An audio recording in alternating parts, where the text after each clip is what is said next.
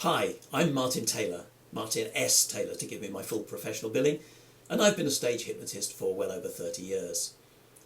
Stage hypnosis gets a pretty bad press from academics, scientists, hypnotherapists often, and fairly often this is justified because a lot of stage hypnotists will simply take people from the audience and use the hypnotism as an excuse to embarrass them, to humiliate them, and to make them look complete idiots in front of their friends.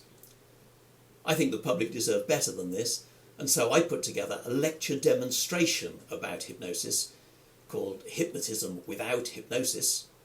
And I start out by giving a lecture on the modern psychology of how it works before I take volunteers from the audience and demonstrate the various facets of hypnosis in a way which is, I hope, entertaining and educational at the same time. It's an approach which I'm quite proud of and I think is unique in this country. In my talk, I'm going to be explaining some of the differences between stage hypnosis and hypnotherapy and giving some tips and explaining some of the tricks behind how hypnosis works when it's provided for entertainment. So if you're interested in stage hypnosis, and particularly if you're interested in performing it yourself, do make sure you get along and catch my talk. Hope to see you there.